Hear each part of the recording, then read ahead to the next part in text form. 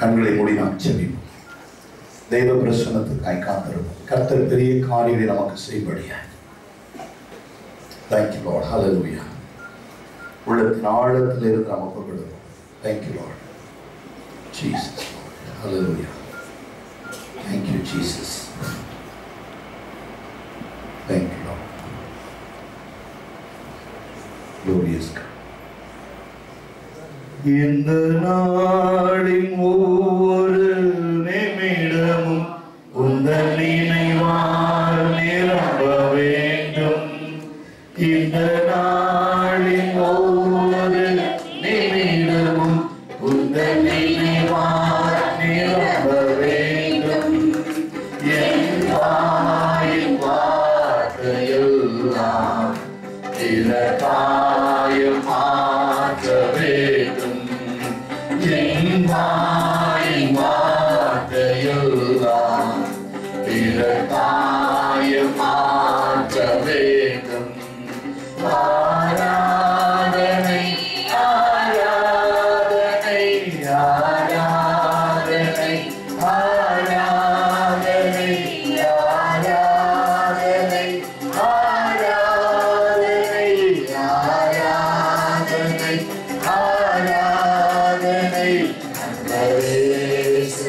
இயேசுராஜனுக்கே ஆவியான தேவனுக்கே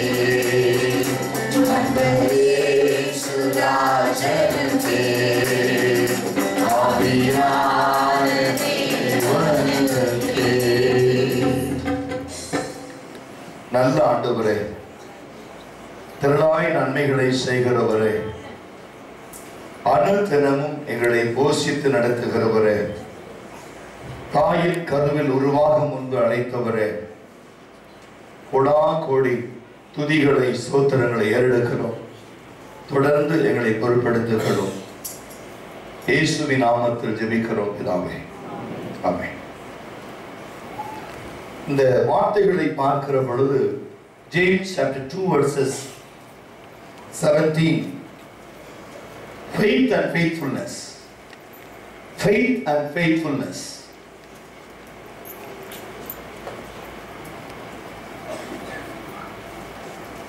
How the faith operates. So you see, faith by itself isn't enough. Unless it produces good deeds, it is dead and useless. கிரியை இல்லாத விசுவாசம் செத்ததாக இருக்கும் என்று வேதத்தில் வாசிக்கிறோம். விசுவாசம் என்கிற வார்த்தை நாம் பார்க்கிற பொழுது James conspicuous emphasis on faithfulness to God argues for charitable deeds as an experience of faith. விசுவாசத்திலே அனுபவம் நிறைந்தவர்களாய், அனுபவம் உள்ளவர்களாய், தேவனிடத்திலே பக்தி வைராக்கியம் உடையவர்களாய் நாம் இருக்க வேண்டும் என்பது இந்த வசனத்தினுடைய நோக்கமாக இருக்கிறது. ஆபிரகாமை குறித்து பிரசங்கத்தை கேட்டோம். தேவனுடைய வார்த்தையின்படி அவன் கீழ்ப்படுகிறானாகவும் அவைகளின்படி செய்கிறவனாகவும் இருப்பதினாலே அவன் ஜாதிகளுக்கு தகப்பனாய் கர்த்தர் அவனை மாற்றியிருக்கிறார்.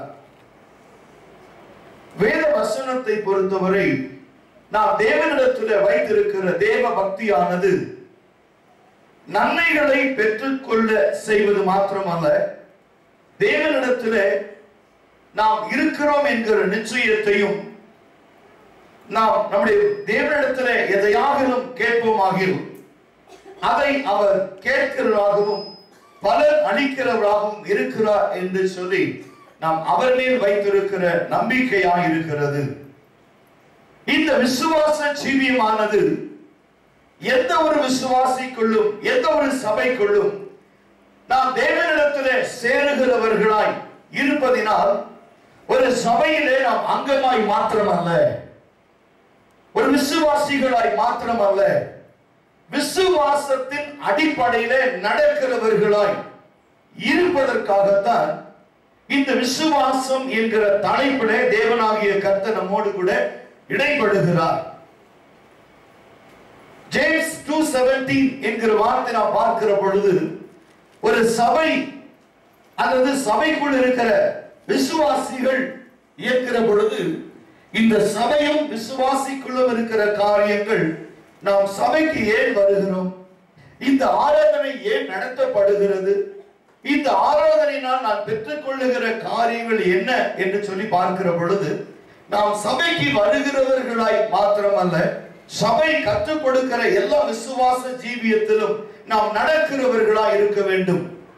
ஆபிரகாம் பல வருஷங்களுக்கு பிறகு ஈசாக்கை தனக்கு பிள்ளையாக பெற்றுக்கொண்டார்.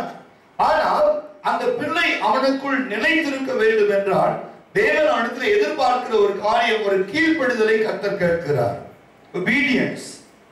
இந்த கீழ்ப்படிதல் என்கிற வார்த்தை நாம் அன்றாடம் விசுவாசத்தில் வாழ்ந்து கொண்டிருக்கிற சபை ஜீவியம், சபையில் இருக்கிற கால நாம் தொடர்பு. இன்றைய ஞாயிற்றுக்கிழமை என்று சொன்ன உடனே நாம் சபைக்கு வந்து உட்கார்ந்து விடுகிறோம். ஆனால் சபைக்கு வருகிற பொழுது நாம் கீழ்ப்படிந்தவர்களாய் மாத்திரம் இருக்கிறோம்.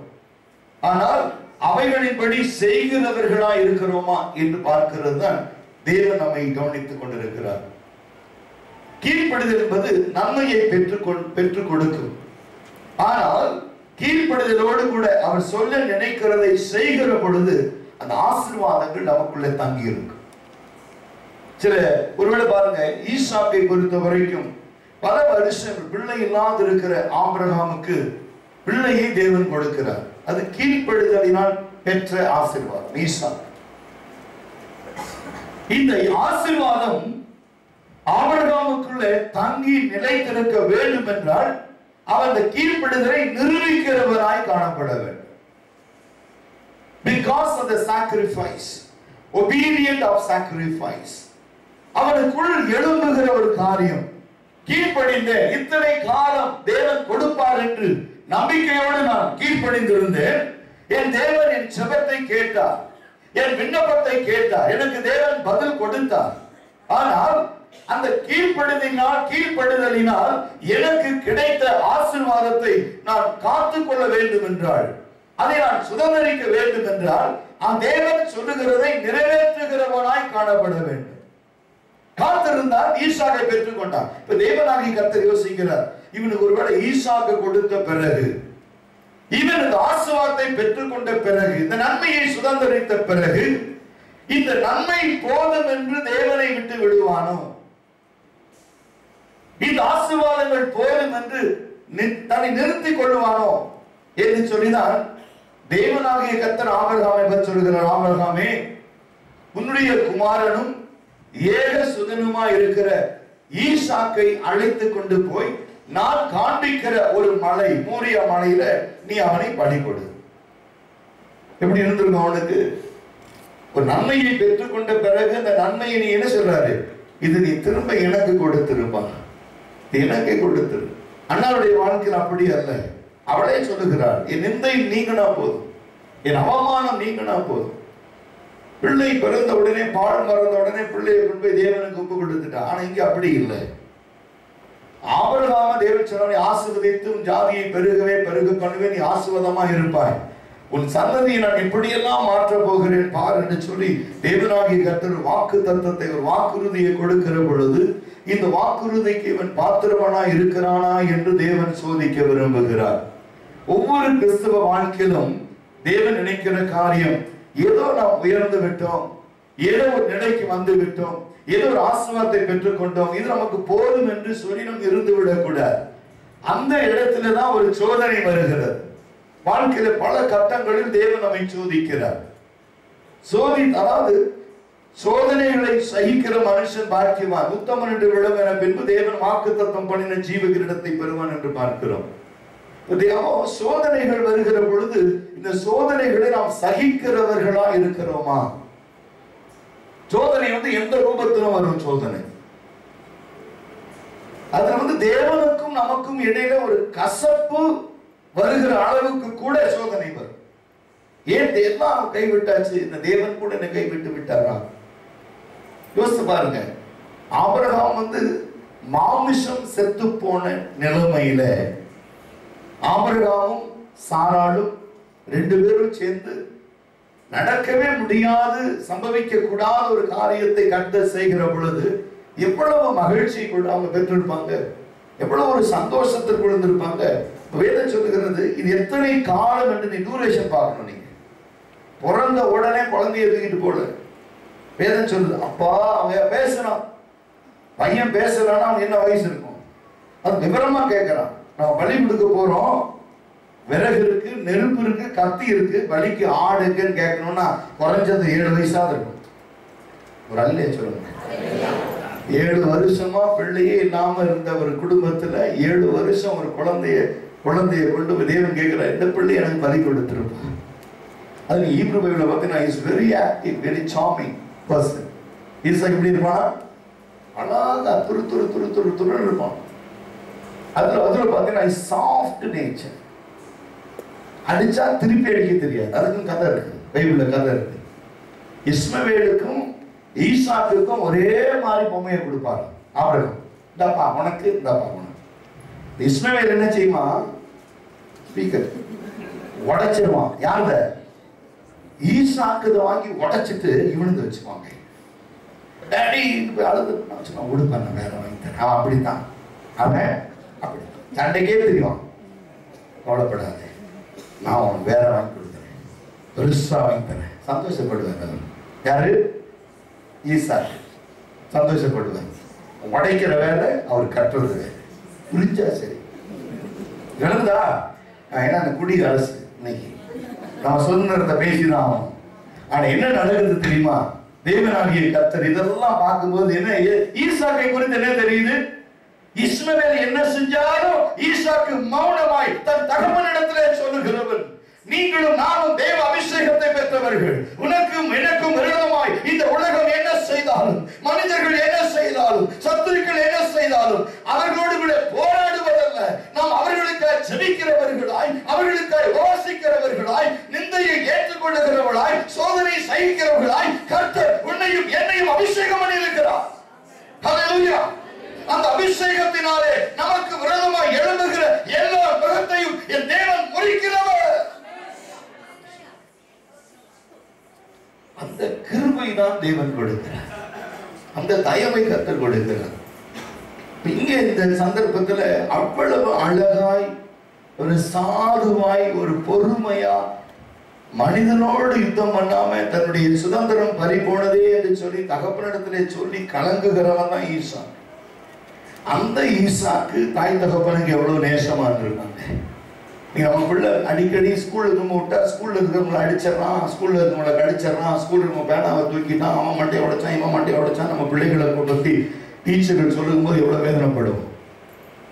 அப்பா சொல்ற, நான் கூட சின்ன வயசுல இவ்வளவு கோபமா இல்லை, இவனுக்கு எங்கிருந்து அந்த கோபம் வந்துச்சு. பிள்ளைகளை குறித்து ஒரு வெறுப்பு வரும்தான். ஆனா இங்கே அவ்வளவு சாதுவான, அவ்வளவு அன்பான, தன் தகப்பன் மேல கரிசனை உள்ளவனாய், பலி என்றால் என்ன, 7 வயசுல பலி என்றால் என்ன, பலிக்கு என்னெல்லாம் வேணுங்கிறத அறிஞ்சிருக்கிற ஈசாக்கை கர்த்தர் கேட்கிறாரு, இந்த பிள்ளையை எனக்கு கொடு, இந்த பிள்ளை எனக்கு கொடு, சோதிக்கும்படியா கேட்கிறார். அப்போ என்ன சொல்றான் ஆபிரகாம், சரி ஆண்டவரே, சரி ஆண்டவரே. ஆனா தேவனை பற்றி அதிகமாய் அறிந்தவன் ஆபிரகாம். அதான் தம்பி சொன்னாரு அந்த 5வது வசனத்துல, நானும் என் பிள்ளையும் போய் தேவனுக்கு பலி கொடுத்து விட்டு திரும்பி வருவோம். அதுதான் ஆபிரகாமுடைய விசுவாசம், அதுதான் ஆபிரகாமுடைய விசுவாசம். அப்படி ஒரு விசுவாசத்தை தான் கர்த்தர் இன்றைக்கு கேட்கிறார். நாங்கள் இதை கர்த்தருடைய நாமத்தினாலே செய்து முடிப்போம், கர்த்தர் இவைகளை எங்களுக்கு செய்வார், மனுஷனால் கூடாதது தேவனால் கூடும் என்கிற நம்பிக்கை உடையவர்கள் தான் கிறிஸ்துவுக்கு சொந்தமா இருக்க முடியும். ஒரு பிரச்சனை வருகிற பொழுது எங்களை எல்லாரும் கைவிட்டுட்டாங்கன்னு சொல்லி ஒரு நெருக்கத்தை முன்வைத்து கொண்டு ஒரு வேதனையோடு கடந்து போவதல்ல கிறிஸ்துவ வாழ்க்கை. The faith and faithfulness எப்படி இருக்க வேண்டும் என்று பார்க்கிற பொழுது நீங்க அது வெறும் 17வது வசனத்தை மட்டும் பார்த்தா புரியாது. 2ஆம் அதிகாரம் 14 தொடங்கி 26 வரைக்கும் வாசிக்கும் போது that is one sentence. James chapter 2 verses 14 to 26. That is a one chapter, one content. 14 பாருங்க. If you say you have faith. எங்களுக்கு 22ஆம் அதிகாரம் 14 எடுத்து வாசித்து பாருங்க. 14.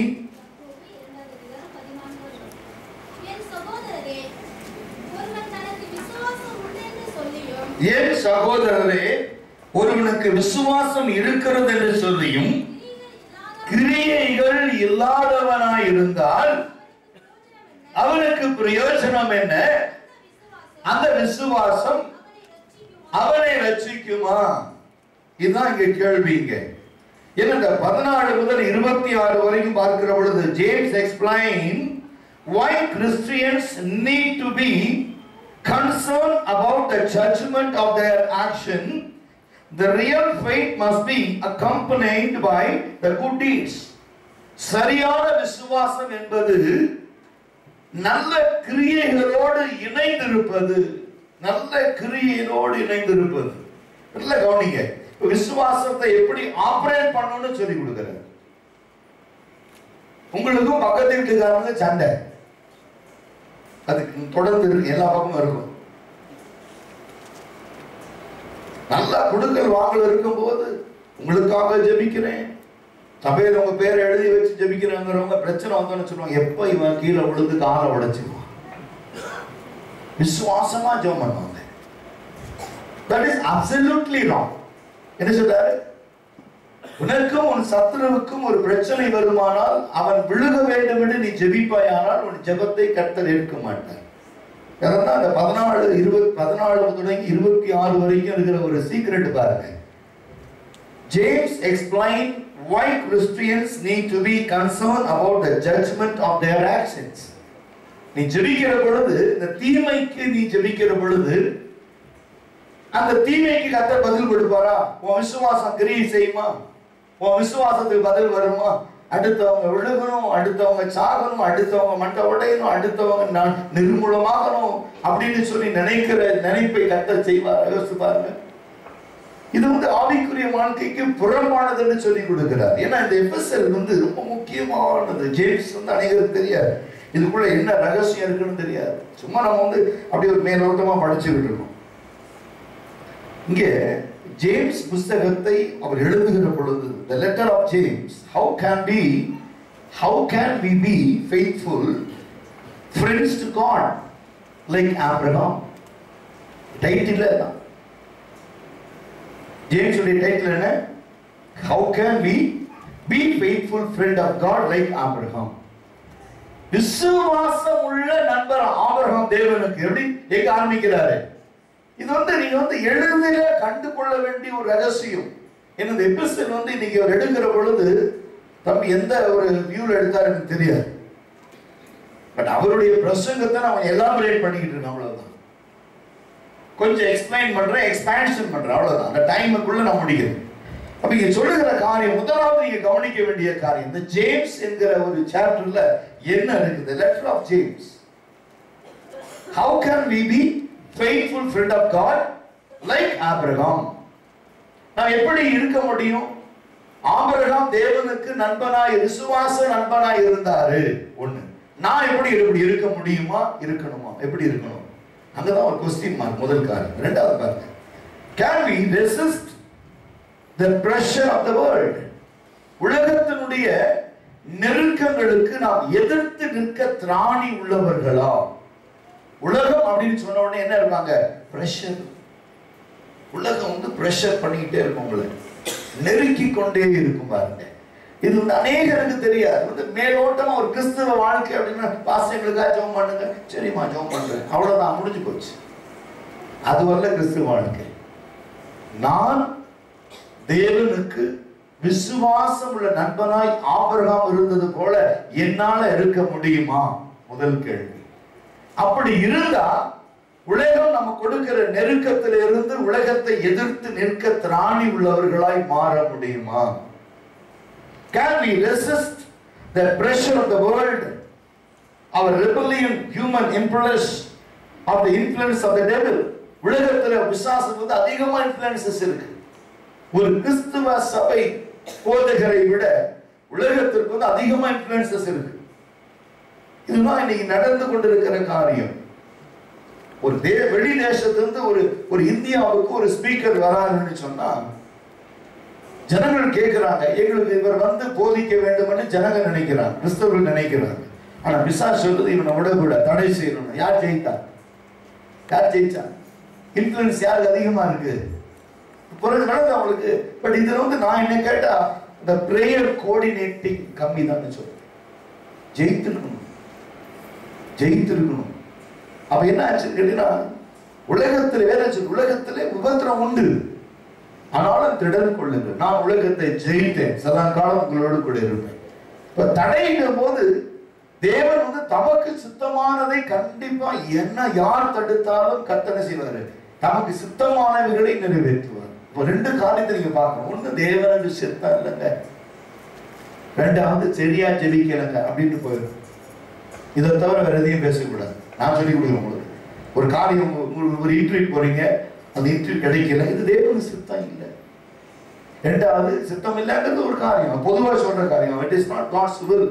இந்த வேலை எனக்கு கிடைக்கல, இட்ஸ் நாட் காட்ஸ் வில். ரெண்டாவது, நான் சரியா ஜெபிக்கிறேன், இந்த வேலைக்காக நான் அதிகமாய் ஜெபிக்கிறேன், முழங்கால் பிடி போடுங்க. இதுதான் நம்ம பார்க்கணும்.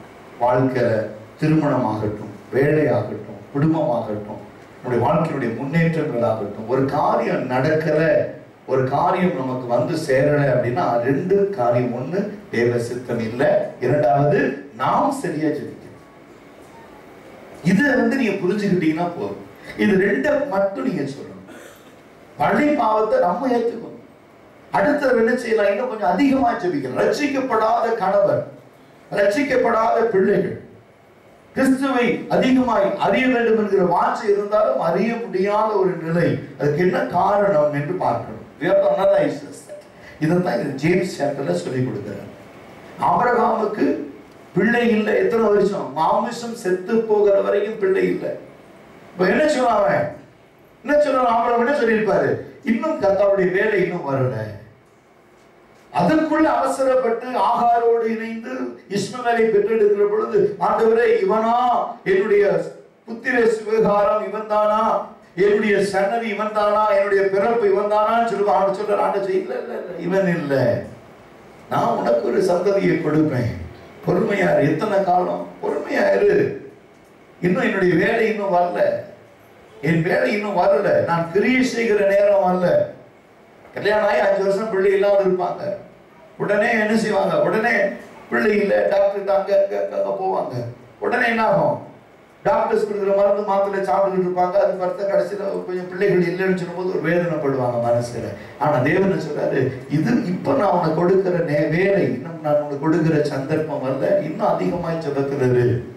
அந்த சூழ்நிலைகளை அறிந்து கொள்ள வேண்டும், அந்த சிச்சுவேஷனை அறிந்துக்கணும். அப்ப இந்த இடத்துல பார்க்கும் பொழுது, ஒருவேளை திருமணமான உடனே பிள்ளைகளை கர்த்தர் கொடுக்கிற பொழுது என்ன நினைப்பாங்கன்னா, இவன் என்ன நினைப்பாங்க, influence, this is my influence.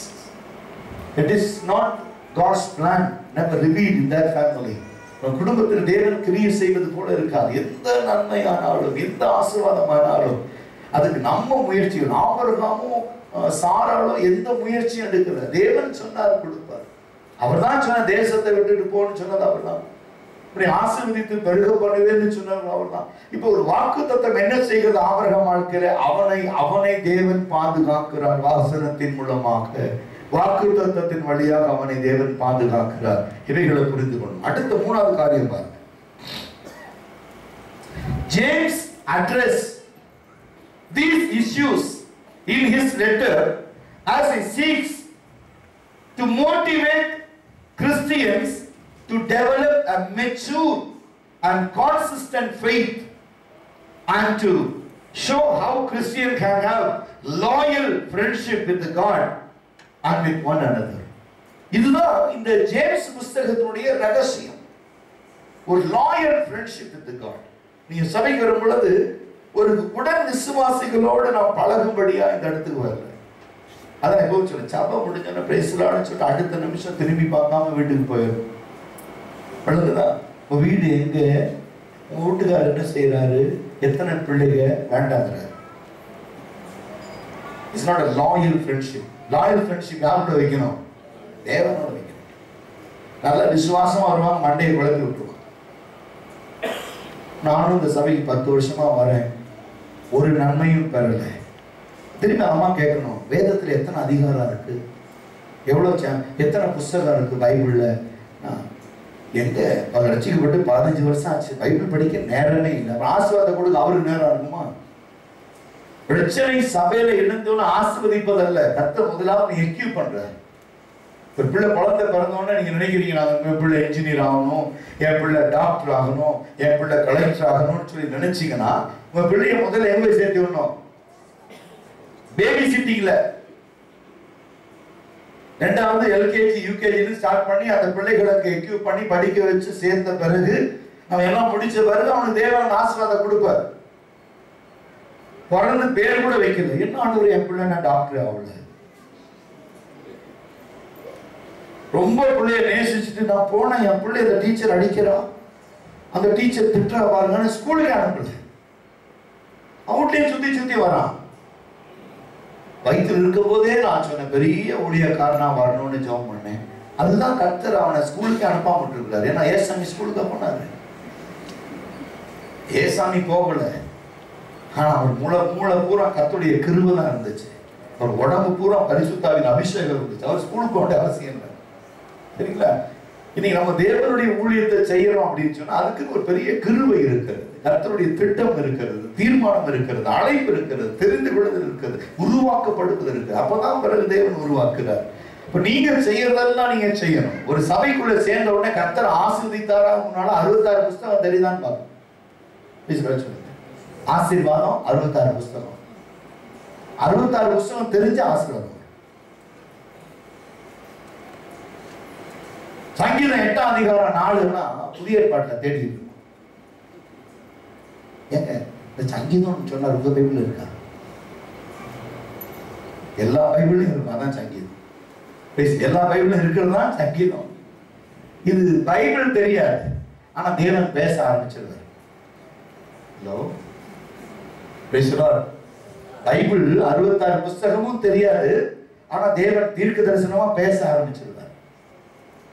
யோசிச்சு பாருங்க, தேவன் என்னை ஆசீர்வதிக்க வேண்டும் என்றால் நான் எப்படிப்பட்டவனா இருக்கணும், எப்படிப்பட்டவளா இருக்கணும்?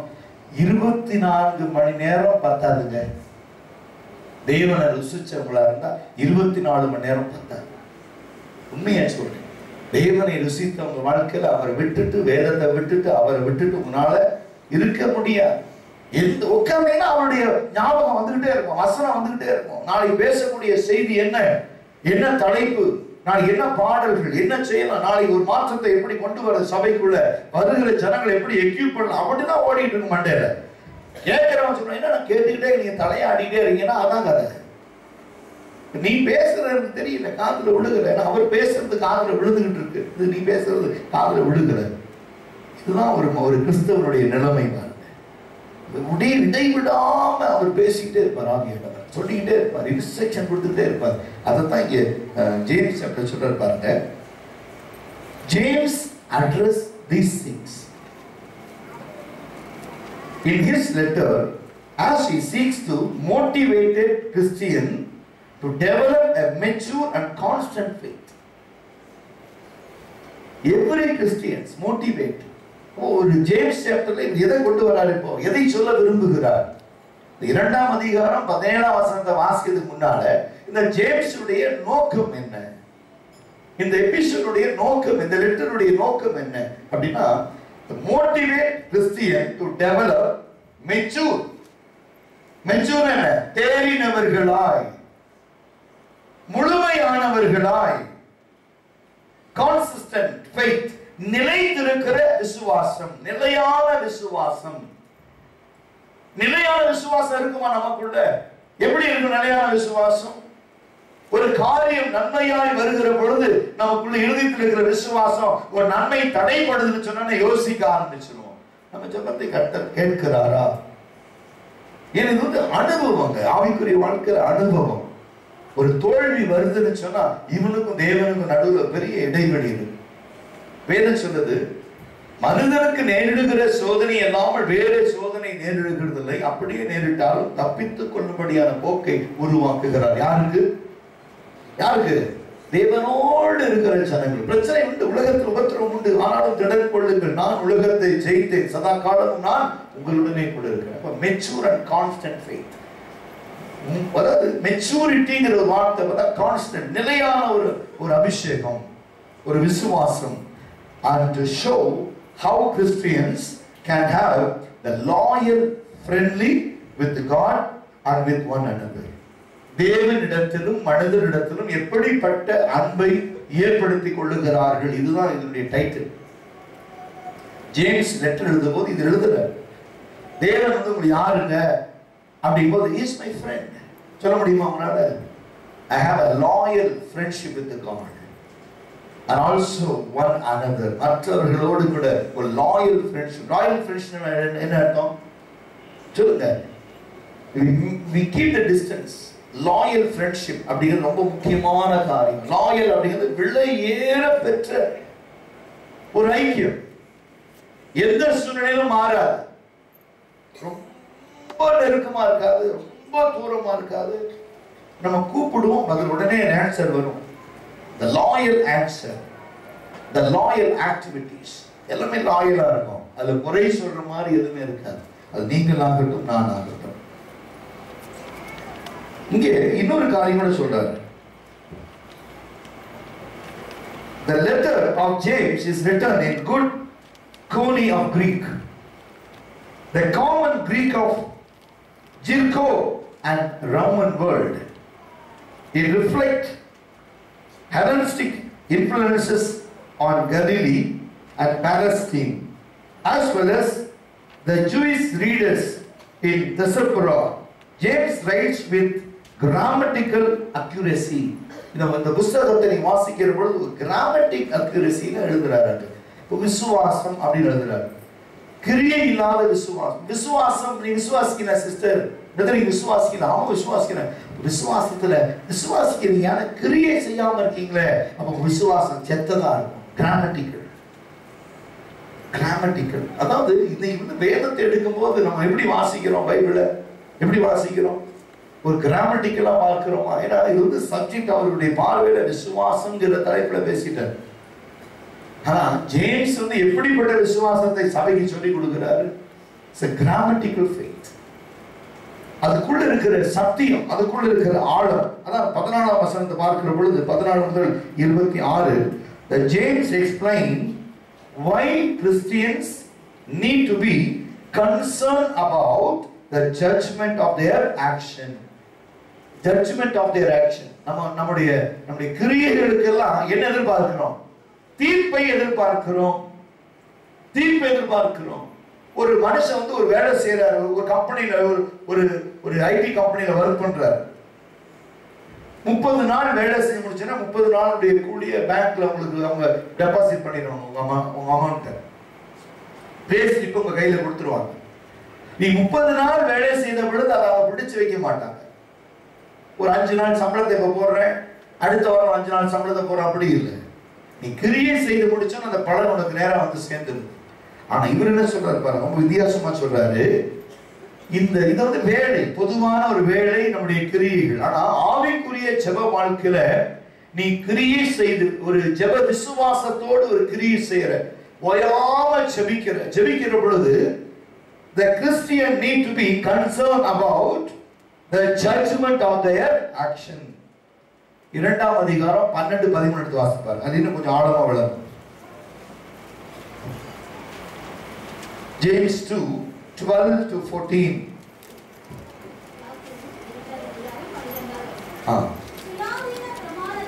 சுயாதீன பிரமாணத்தினால் நியாயம் தீர்ப்படைய போகிறவர்களாய் அதற்கேற்றபடி பேசி அதற்கேற்றபடி செய்யுங்கள். ஏனென்றால் இரக்கம் செய்யாதவனுக்கு, பாத்தீங்களா, இரக்கம் செய்யலன்னா அவனுக்கு என்ன நியாய தீர்ப்பு கிடைக்கும்? இரக்கம் இல்லாத நியாய தீர்ப்பு. இரக்கம் செய்கிறவனுக்கு இரக்கம் உள்ள நியாய தீர்ப்பு. உங்களுக்கு இப்ப ஏழைக்கு இறங்குகிறவன் கர்த்தருக்கு கடன் கொடுக்கிறான். இதை நம்ம வந்து கவனிக்கணும், ஆழமா கவனிக்கணும். பாருங்க அடுத்த வசனம் பாருங்க. If you say இங்க வந்து லா என்று பார்க்கிறோம். இரக்கம் செய்கிறவனுக்கு, இரக்கம் செய்யாதவனுக்கு இரக்கம் இல்லாத நியாய தீர்ப்பு, இரக்கம் செய்கிறவனுக்கு இரக்கத்தோடு உண்டான நியாய தீர்ப்பு. இது வந்து லா. The law sets you free from controlling power of sin and thereby promotes endurance and growth toward the protection. Growth endure for the protection. உன்னை வந்து பாதுகாக்கிறார். எனக்கு சொல்றோம் தேவன் இருக்கிறார் என்று நான் நம்புகிறேன். எவ்வளவு பேர் நம்ம நம்பிக்கை இருக்கு? தேவன் இருக்கிறார் என்று எவ்வளவு பேர் நம்புறோம்? இப்ப நம்புறவங்களுக்கு அவர் பலன் அளிக்கிறார் என்பதுதான் விசுவாசம். தேவன் நம்புறாருன்னா எங்க வந்து ஞாயிற்றுக்கிழமை சபைக்கு வராம என் தேவன் இருக்கிறார், தேவனுக்கு தெரியும். அதுவல்ல கிரியை. தேவன் இருக்கிறாருனால தான் கிரியை செய்ய முடியாது. சபைக்கு வந்து உட்கார்ந்துட்டு இருக்கோம். எங்கேயோ உட்கார்ந்துட்டு நம்ம we cannot give the lame excuse. ஏதோ ஒரு முகாந்திரம், ஏதோ ஒரு காரண காரியத்தை விரும்புற நீ நான் இருக்கேன்னு விசுவாசிக்கிறீல்ல? ஆமாண்டவர் விசுவாசிக்கிறேன். இப்ப 7ஆம் நாள் ஓய்வு இருக்கும்படி சொன்னாரா இல்லையா? கட்டளை கொடுத்துறாரு இல்லையா? ஒவ்வொரு கிறிஸ்தவனும் பரிசுத்த ஓய்வு நாளிலே தேவாலயத்துக்கு வரணும்னு சொல்லி இருக்குல்ல? அப்ப நீ ஏன் தேவாலயத்துக்கு ஞாயிற்றுக்கிழமை வரல? அப்ப விசுவாசம் இருக்கு, அதனால வரலன்னா கூட ஆஸ்வதிப்பீங்க நம்பிக்கையோட அங்க போகணும். சொல்லுங்க. அத ஜெபிக்க வேற உனக்கு 1000 காரணம் இருக்கும். பாஸ்டர் இந்த வாரம் நான் வரல, ஜெபம் பண்ணிருக்கேன். ஞாயிற்றுக்கிழமை சபைக்கு வரல, நான் ஜெபம் பண்ணுமா? ஒரு இன்டர்வியூ போயிட்டு இருக்கேன், நல்லா ஜெபம் பண்ணுங்க ஞாயிற்றுக்கிழமை. அந்த வேலையே வேண்டாங்கிறார். எனக்கு உங்களுக்கு அந்த வேலையே செய்யாது. இந்த சண்டே அப்படிங்கிறது ரொம்ப சண்டை நடக்கும். யாருக்கு? ஆமா, சபைக்கு கிளம்பும் போதும் சபைக்கு வந்து முடிஞ்சு போன பிறகும் நிறைய சண்டை நடக்கும் பாருங்க. ஆனா தேவன் சொல்றாரு, நீ என்னுடைய மகள், நீ என்னுடைய மகன், உனக்கு என்ன தேவை கொடுக்கணும்னு நான் அறிஞ்சிருக்கேன். என்னுடைய நாமம் பரிசுத்த குலைச்சல் ஆக்காம உன்னை எப்படியெல்லாம் உயர்த்த முடியும் அப்படியெல்லாம் நான் உயர்த்துவேன். நீ எந்த இடத்துல இருந்தாலும், எந்த சூழ்நிலை இருந்தாலும் நீ என்னுடையவனா இருக்கிற அப்படின்னால நான் உன்னை ஒருபோதும் வெட்கப்படுத்த மாட்டேன். ஒரு புறஜாதிகள் சொல்லுகிறபடி அல்ல. பல காரியங்களை நீங்க கவனிச்சு பார்க்கணும். ஒரு மிடில் ஈஸ்ட்ல நீங்க போனீங்கன்னா சண்டேஸ்ல ரொம்ப ஸ்ட்ரிக்டா இருப்பான். அதனால சபையுடைய காலங்களை மாற்றி கமிட் ஆன் ஃப்ரைடே அன்னைக்கு பாத்தீங்கன்னா ஒரு ஜனங்களுக்குள்ள ஒரு நிம்மதி இருக்கா. நீ வெள்ளிக்கிழமை தெய்வனை ஆராதிக்கணும், விடுமுறை அன்னைக்கு ஆராதி. ஆனா ஞாயிற்றுக்கிழமை எப்படின்னா சிலர் வந்து பாத்தீங்கன்னா என்ன காரியம் வந்தாலும் போராடி அந்த 1 மணி நேரம் எப்படியாவது தேவனுடைய சமூகத்தில் உட்கார்ந்துட்டு போகும் பொழுது அவருடைய முகத்துல பிரகாசத்தை நான் பார்க்கிறேன்.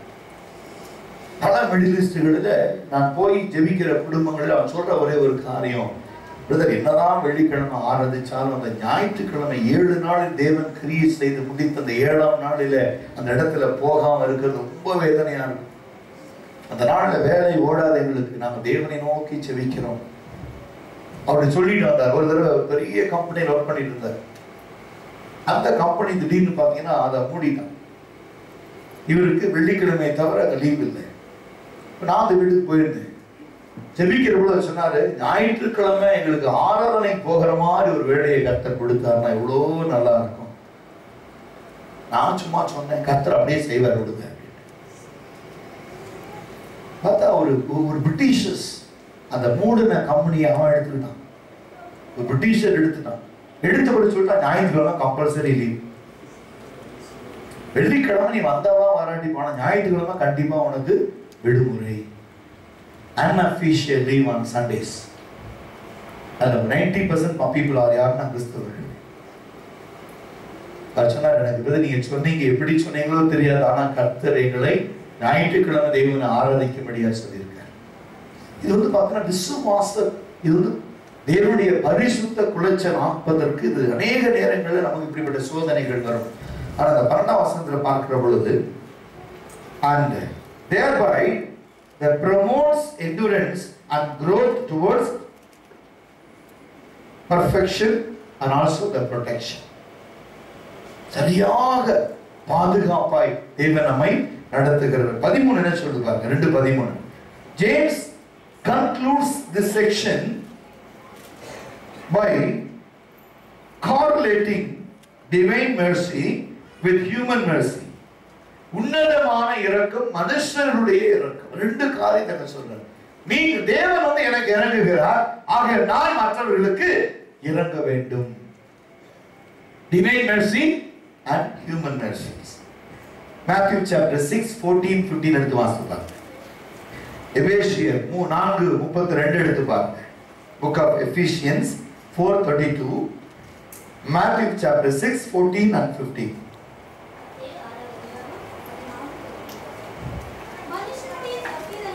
மனுஷனுடைய தப்பிதங்களை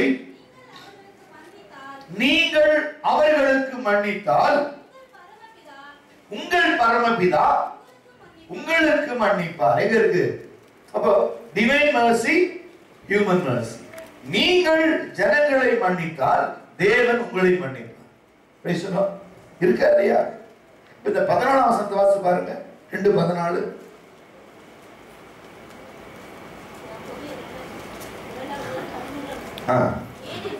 ஏனென்றால்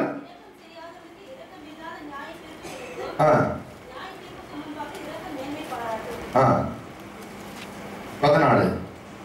What good is, dear brothers and sisters, if you say you have faith but don't show it by your actions. விசுவாசம் இருக்கிறது என்று சொல்லி அந்த விசுவாசத்தினால் நீங்கள் கிரியை செய்யாதவர்களானால் அந்த விசுவாசம் செத்ததா இருக்கும் என்று தொடங்குகிறார். அடுத்த காரியம் பாருங்க. இங்கே அடுத்த காரியம் சொல்றாரு, if you say you have faith.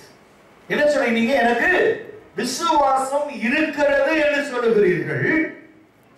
James writes to Christians who need to be stimulated to produce action and that arise from genuine faith.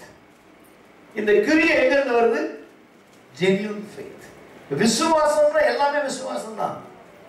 ஒரு கடைக்கு போறோம், ஒரு 4 இட்லி வாங்குறோம். என்னன்னு கேட்கிறோம்? அவங்ககிட்ட என்ன கேட்கிறோம்? இந்த இட்லி சுடுறது வேக வைக்கிறதுக்கு முன்னால இல்ல பள்ளி ஏதாவது விழுந்துச்சா கேட்கிறோமா? கேட்டுருமா? அது வரைக்கும் கேட்டா என்ன செய்வோம்? சொல்லுங்க. We come to the practical point of view. 4 idli கட்டுப்பான்னு சொல்றோம், அவன் கட்ட போறான். நிறுத்துப்பா, இந்த மாவுல பள்ளி இட்லி ஏதாவது விழுந்துச்சா முதல்ல என்ன சொல்லுவாங்க? அப்படியே மேலைங்களையும் பார்ப்போம். ஏதோ ஒண்ணு நிமிஷம் இருந்து தெரியாம இங்க வந்துருச்சு இல்லையா? வாங்கி வச்சுட்டு வந்துருமா இல்லையா? வாங்கிட்டு வந்துருமா இல்லையா? எங்காவது இது வரைக்கும் நம்ம கேட்டிருக்கோமா? ஏதாவது கேட்டிருக்கோமா? அது வரைக்கும் கேட்டிருக்கோமா? இது என்ன, இது சரியானதா இல்லையா? ஏதாவது கேட்டிருக்கோமா? அது கிடையாது. அது வந்து பாத்தீங்கன்னா இந்த இடத்துல சொல்லப்படுகிற ஒரு காரியம் ரொம்ப முக்கியமான காரியம் பாருங்க. James writes to Christians who need to be stimulated to produce action that should arise from genuine faith. இந்த கிறிஸ்தவ வாழ்க்கையில நம்ம அநேக சந்தேகங்களை கேட்கிறோம். ஒருத்தர் சபைக்கு வாங்கன்னு கூப்பிடுங்க, ஒருத்தர் சபைக்கு வாங்கன்னு கூப்பிடுங்க. இட்லி 4 இட்லியை சத்தமா வாங்கிட்டு போவான். சபைக்கு வாங்கன்னா சபைக்கு வந்து அவங்க பாஸ்டர் என்ன கொடுப்பாரு? முதல் கேள்வி என்ன கொடுப்பாரு? பிரசங்கத்தை கொடுப்பாரு, ஜெபத்தை கற்றுக் கொடுப்பாரு, பாட கற்றுக் கொடுப்பாரு, விசுவாசிக்க கற்றுக் கொடுப்பாரு, தேவனோடு பேச கற்றுக் கொடுப்பாரு, எப்படி பெற்றுக்கொள்வது என்று கற்றுக் கொடுப்பாரு. அவ்வளவுதான். இதுக்கு மேல என்ன வேணும்? இதுக்கு மேல என்ன வேணும்? ஆனா அப்படி இல்லை. போனோன்னு என்ன கொடுப்பாரு? ஒரு மூட்டை அரிசி கொடுப்பாரு. அப்பா சாப்பிட்டு சாப்பிட்டு வயிறு வீங்கிடும், விசுவாசம் வராது. ஹலோ, புரியுது நான் சொல்றது? உங்களுக்கு விளங்குதான் நான் சொல்றது? அப்ப எது வேணும்? எது வேணும் இன்னைக்கு? genuine faith. genuine faith is not ordinary subject. 270 is not ordinary subject. விசுவாசம் அப்படின்னா விசுவாசத்துக்குள்ள என்னென்ன ரகசியங்கள் இருக்குங்கிறத சொல்லி கொடுத்துருக்கு. ஓ, தேவனுடைய தேவனை விசுவாசிப்பது என்பது உள்ளத்தின் ஆழத்துல இருந்து வரணும். உள்ளத்தின் ஆழத்து வரணும். அது எவ்வளவோ சந்தேகப்படாம தேவன் இருக்கிறார் என்றும் தன்னை நோக்கி கூப்பிடுகளுக்கு பதில் அளிக்கிறார் என்றும் விசுவாசிக்கணும். அதுக்கு முன்னாடி என்ன செய்யணும்? தேவன் செய்வாரா செய்ய மாட்டாரா, போனா கிரியை நடக்குமா நடக்காதா, என் ஜெபத்துக்கு பதில் வருமா வராதா, இதெல்லாம் இல்லை. நான் ஜெபிச்சுட்டேன், அவர் பதில் தந்துட்டாரு, வரும்போது வரட்டும், போயிட்டே இருக்கணும். அது வந்து இப்பதான் ஆபிரகாம் வராரு. எங்க பிள்ளைய பலி கொடுன்னு சொன்ன உடனே அவருக்குள்ள தேவன் மேல ஒரு விசுவாசம் சொல்றாரு, என்னுடைய மாமிசம் செத்து போயிடுச்சு, ஒரு பிள்ளை எனக்கு தேவன் கொடுத்திருக்கிறாரு, இந்த பிள்ளைய பலியா கொடுக்கும் போது தேவன் இதுக்கு பதில் ஒரு ஆல்டர்னேட்டிவ் வேற ஏதாவது வச்சிருப்பார், ஒரு ஆல்டர்னேட் வச்சிருப்பார். ஒரு இதை விட இன்னும் மேலானதை ஒரு வாங்குறார். ஒரு கதவை அடைச்சா 7 கதவை திறப்பார்னு விசுவாசிக்கிறேன். ஒரு ஈசாங்க பிடிங்கிட்டு 7 ஈசாங்க கொடுத்தாலும் கொடுப்பாருன்னு வேகமா போறார் வெட்டுறதுக்கு. யோசிச்சு பாருங்க, ஒரு வேளை தெரியாம வெட்டி தேவன் நிறுத்து, உன் மகனுக்கு விரோதமா கையை போடாதன்னு சொல்லாம இருந்திருந்தா தொம்முன்னு வெட்டி இருப்பார். வெட்டினோட என்ன இருக்கும், 2 ஈசாக்கு வந்திருப்பார். செஞ்சிருப்பாரு இல்லையா தேவன்? மல்கூஸ் காதை வெட்டின உடனே பேதர் வெட்டணும், இந்த காதை பிடிச்சி அதே இடத்துல ஒட்ட வச்சார் தேவன் தான் நம்ம தேவன். சத்தமா சொல்லுங்க, வெட்டின உடம்பு ஒட்ட வைக்க மாட்டாரா? முடியும். ஆனா இவருடைய விசுவாசம் என்ன, இவன் பெரிய ஒரு ஜாதிகளுக்கு தகப்பனாய் கட்ட மாற்ற போகிறார். இதற்கு இவன் தகுதி உடையவனா? இதற்கு இவன் பிரயோஜனமா இருக்கிறானா? இன்னைக்கு பாருங்க, ஒரு இடம் தேவன் ஒரு ஆசீர்வாதத்தை கொடுக்கிறாருன்னா அந்த ஆசீர்வாதத்துக்கு முன்னால ரொம்ப யோசிப்பார். எப்படின்னு கேளுங்க, இப்போ இவன் முன்னால ராபின் இருக்காரு பாருங்க, மாஸ்டர் 100 ரூபாய் கொடுங்க அப்படின்னு எந்த பாரு கொடுங்க. அதே ராபின் ஒரு 2 லட்சம் ரூபாய் கொடுங்க மாஸ்டர் அப்படின்னா உடனே ரமேஷ் பாபு போன் பண்ணிடுறேன், என்னப்பா 2 லட்சம் கேட்கிறேன். அப்படியா, எனக்கு தெரியாது, எது கேட்டான், ஏன் கேட்டான், இது கொஞ்ச நாள் ஓடும். இல்ல அது முக்கியமான ஒரு வேலை, ஒரு ப்ராஜெக்ட் பண்ணிட்டு இருக்காரு, ஒரு சபைக்கான ஒரு பெரிய ப்ராஜெக்ட் பண்ணிட்டு இருக்காரு. இந்த ப்ராஜெக்ட் முடிச்சா பெரிய இடத்த தேவன் கொடுக்க போறாரு, அதுக்கான அட்வான்ஸ் கொடுக்க போறாருன்னா அப்படியா, நல்லது. 2 இல்லப்பா 20 லட்சமா அப்படி கொடுப்பாரு, கொடுக்க மாட்டாரா? பெதரு சொல்லுங்க. அவரு 2 லட்சம் எதுக்குப்பா, சும்மா ஜோப்ல வச்சுக்கிட்டு செலவு பண்றது. இன்னொரு புது பைக் வாங்கிட்டு புது ஹெல்மெட் போட்டு புதுசா ஜீன்ஸ் எல்லாம் போட்டுக்கிட்டு நான் காலேஜுக்கு போனோம்னா சபைக்கே வராது. விடலையா?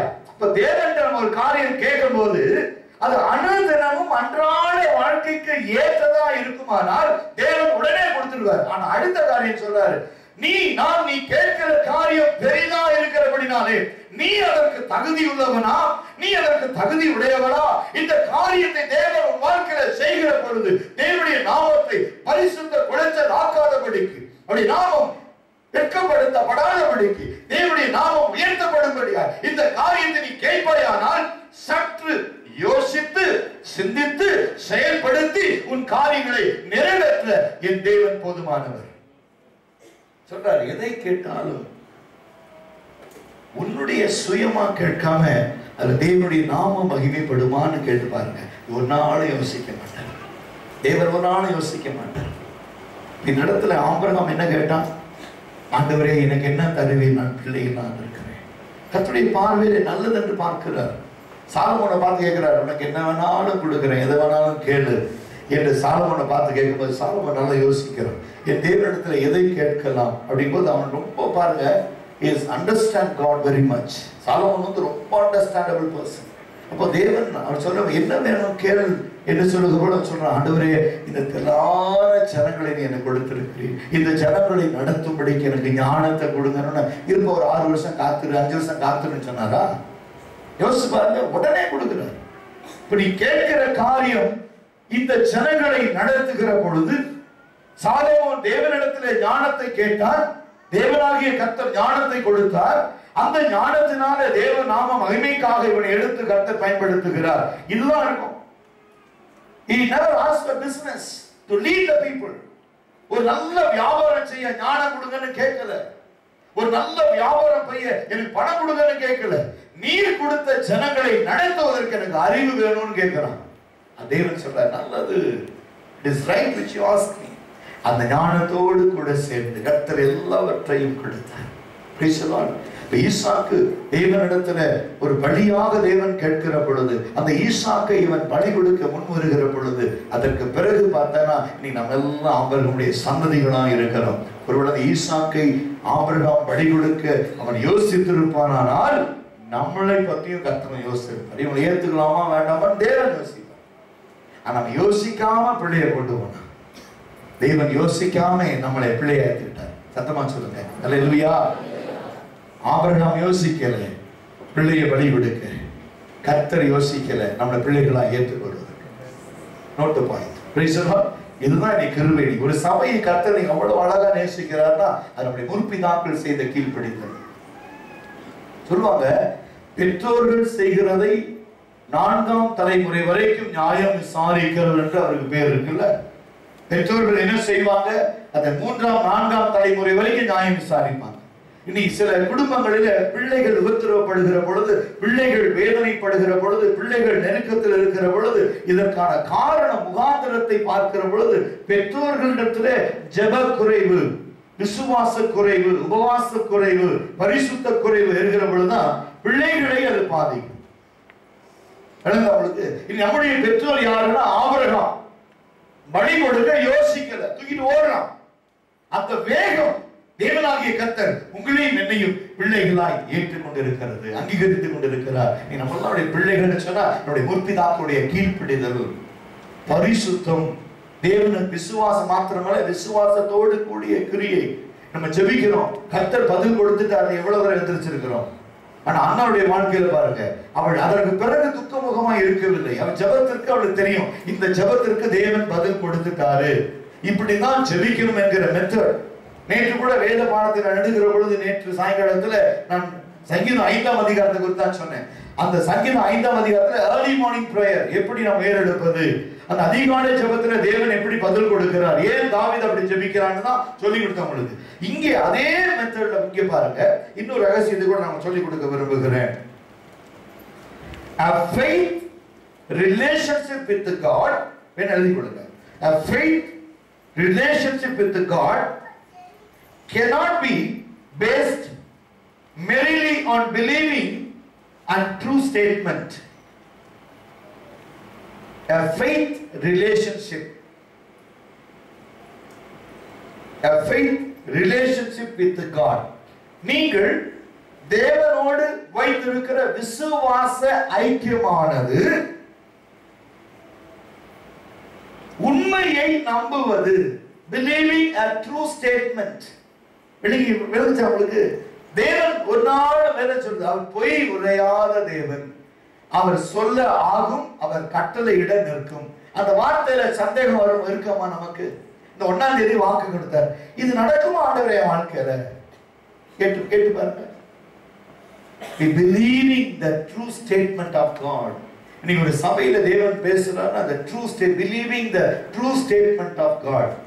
இன்னைக்கு அபிலாஷ் ஒரு பிரசங்கத்தை எடுக்கிறாரு, கிரியை இல்லாத விசுவாசம் செத்ததா இருக்கும் அப்படின்னா உடனே நமக்குள்ள இப்படி ஆண்டவரே, இல்ல நான் உண்மை விசுவாசிக்கிறேன், தேவன் இருக்கிறார் என்றும் தம்மை நோக்கி கூப்பிடுவதற்கு பதில் கொடுக்கிறார் என்றும் நான் நம்புறேன் அப்படிங்கிற ஒரு வார்த்தை வாயிலிருந்து வரணும். Believing the true statement. அடுத்தது இந்த அது வேணா நீங்க எழுதி கொள்ளுங்க. 2ஆம் அதிகாரம் 19ஆம் வசனத்தை வாசிச்சு கன்ஃபார்ம் பண்ணிக்க. வேணுமா?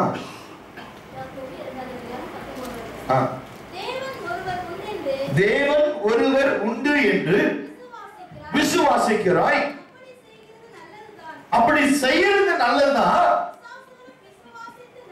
அடுத்து பாருங்க, உன்னை விட அதிகமா நடுங்கிறது பிசாசு தான்.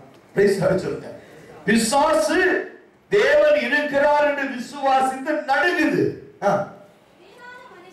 வீணான மனுஷனே, கிரியை இல்லாத விசுவாசம் செத்தது என்று நீ அறிய வேண்டும்.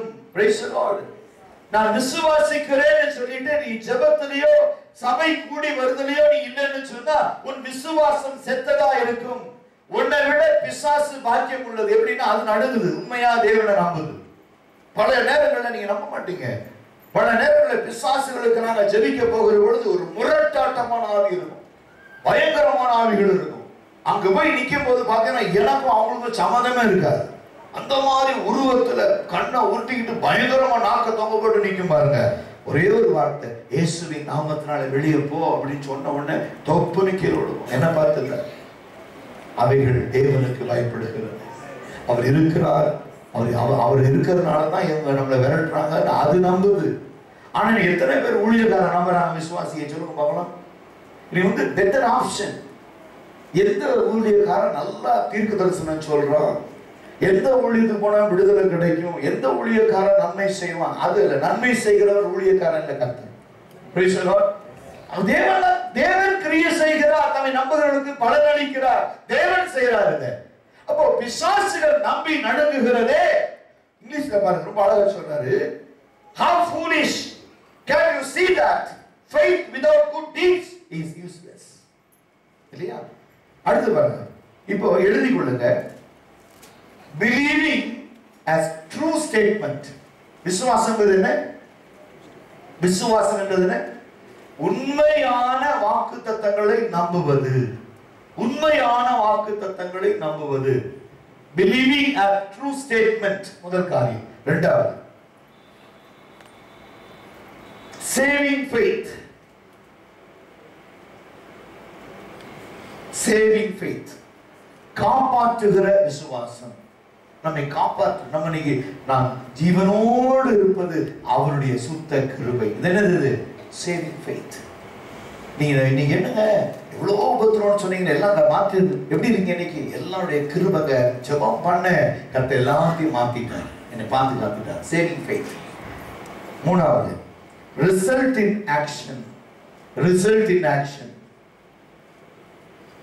கிரியைகளுக்கு பாருங்க, கிரியை செய்யல, கிரியைக்கு பதில் உண்டு, பலன் உண்டு. result in action. நம்ம சும்மா ஜெபம் பண்ணிட்டு சும்மா இல்ல, விசுவாசித்து சும்மா இல்ல, ரிசல்ட்டுக்காக காத்திருந்தோம். praise the Lord. praise the Lord. இது நீ எடுக்கணும்னா அண்ணால தான் எடுக்கணும். நீங்க அவங்க ஜெபித்த பிறகு துக்கமுகமா இருக்கல, ஒரு பெரிய சந்தோஷம், ஒரு பெரிய சந்தோஷம். there is a rejoicefulness in her heart. இந்த அம்மா ஜெபம் முடிச்சுட்டு வீட்டுக்கு போறாங்க. வீட்டுக்கு போன உடனே யார் இருக்காங்க? எல்கானா இருக்கிறார், உட்கார்ந்துட்டு இருக்கிறார். இந்த அம்மாவை பார்க்கணும், அவர் பார்க்கிறாரு. இந்த அம்மா இன்னைக்கு எதை வச்சு அழுக போகுது, எப்படி சண்டை எழுத போகுது? ஏன்னா 2 பேர் அந்த வீட்டுல, அண்ணாள் பெரியநாள். பெரியநாளுக்கு பிள்ளை இருக்கு, இந்த அம்மாவுக்கு பிள்ளை இல்லை. அந்த அம்மா இவளை அற்பமா எண்ணி வீட்டுல இருக்கிறதுக்கே அந்த அம்மாவுக்கு ஒரு வேதனை. அதனால எங்கேயாவது போயிடும். போன பிறகு யாராவது தலையை கட்டி விட்டுருவாங்க. உனக்கு பிள்ளை இல்ல, உன் இருக்கான சொத்து பூரா பெண்ணினாளுக்கு போயிடும், அவன் பிள்ளைகளுக்கு நீ நடுத்தருள தான் நிற்கணும் அப்படின்னு. உடனே அதை கேட்ட நம்ம என்ன செய்யும்? ஓடி வந்து, வாமா அண்ணா எங்கம்மா போயிருந்தேன். எங்க போன உனக்கு என்ன? எனக்கு வீட்டுல என்ன சுதந்திரம் இருக்கு? எல்லாம் அவளுக்கு பிள்ளை இருக்கு, எல்லா சொத்தும் அவளுக்கு தான் போக போகுது, எனக்கு என்ன கிடைக்கும்? அப்படி இல்லம்மா, இப்ப கூட பாரு, அவளுக்கு 1 பங்கு, உனக்கு 2 பங்கு எடுத்துருக்கேன். நான் உனக்கு அநேக பிள்ளை இல்லையா? 2 பங்கு. பைபிள் இருக்கா இல்லையா? அவசரம் இருக்கா? எதுக்கு 2 பங்கு கொடுத்தாரு? இதனாலதான். இந்த அம்மா எப்போதும் டார்ச்சர். யார? அவருடைய கணவனை. is always torturing husband. Whatever the people put into their ears, she will come and fight. Every time fought with her husband. எப்போதும் சண்டை. அன்னைக்கு பார்த்தா எல்கானா வீட்டில் உட்காந்துருக்கிறாரு. வீடு அமைதலா இருக்கு. கேட்கிறாரு பெண்ணிலாடி, எங்கம்மா அம்மா எங்கேயோ போயிருக்கு, மிஸ்கின்னு போயிருக்குது. அப்படியா? சரி வர. அந்த பக்கம் அவ உட்காந்துருக்கு. போயிடாத, பெரியம்மாவா சின்னம்மாவா வரப்போகுது, ஓடுதெல்லாம் ஒழிஞ்சுங்கன்னு சாப்பாடை கொடுத்து உள்ள உட்கார வச்சாச்சு. இவன் கதவை தோண்டி எட்டி பார்த்துக்கிட்டு இருக்கான். அவன் அங்கே இந்த பக்கமும் அந்த பக்கம் நடந்துகிட்டு இருக்கான். வந்தோடனே வீட்டை சட்டை ஆரம்பிச்சு. வரும்போது என்னங்க சாப்பிட்டீங்களா கேக்குது. யாரு? அவன் தலையே சுத்துது, அப்படியே சுத்துது. யாருக்கு? தடை சுத்துது. என்னடா இந்த மாதிரி கேட்கிறாளேன்னு சொல்லிட்டு, அண்ணா எங்கம்மா போயிருந்தேன்? ஜெபிக்க போயிருந்தேன். அப்பா என்ன இன்னைக்கு இவ்வளவு சந்தோஷம்? நீ எப்போதும் ஜெபிக்கிறவ, ஆனா இன்னைக்கு ஒரு சந்தோஷம் இருக்கு. ஆனா என்னைக்கு ஜெபிச்சேன், ஆனா இன்னைக்கு ஜெபிச்சதுல எனக்கு கொஞ்சம் கிளியர் பிக்சர் எழுதுறதுல கிடைச்சிருக்கு. இனி ஆராதனை மாதிரி. Praise the Lord. பல வருஷமா நிமிரக்கூடாத கூனியா துதிச்சு ஆராதனை பெண்ணுக்கு அன்னைக்கு அந்த ஆராதனை இயேசு வந்தார் பாருங்க. அந்த அம்மா நிமிர்ந்து தெய்வனை மகிமைப்படுத்தி வீட்டுக்கு போயிருப்பாங்க. வீட்டுக்கு போன அம்மா குஞ்சுட்டே போயிருக்கும். ஆனா ஆராதனை முடிச்சுட்டு வரும்போது அநேகர் பார்த்திருப்பாங்கல்ல. உங்களையும் கர்த்தர் அப்படிதான் கொண்டு போக போறாரு. என்ன நம்பிக்கை இருக்கு? ஏன்னா இன்னைக்கு டாபிக் என்னன்னா விசுவாசம். Praise the Lord. The faith never leave you emptiness. உன்னை வெறுமையாய் அனுப்புவதற்காக தேவன் உன்னை இங்கே கொண்டு வரவில்லை. ஆனால் என்றைக்கும் ஜெபிக்கிறவர் அந்த நாளிலே விசேஷமாய் ஜெபித்து கர்த்தரிடத்தில் ஒரு நம்பிக்கை பெற்று திரும்பி தன் வீட்டிற்கு வருகிற பொழுது அவளுக்கு தேவன் அப்படியே ஒரு ஆட்பிள்ளையை கொடுத்தாரே, அதே போல கர்த்தர் இன்றைக்கு உன் வாழ்க்கையில இத்தனை காலம் ஜெபித்ததை விட உன் இருதயத்தில் இன்றைக்கு எழும்புகிற நம்பிக்கை, இன்றைக்கு வருகிற விசுவாசம், தேவ வழி நடத்துதல் உன் வாழ்க்கையில நிச்சயம் வெற்றியை கொடுக்கும். பத்தாது பத்தாது இவ செஞ்சிட்டார்.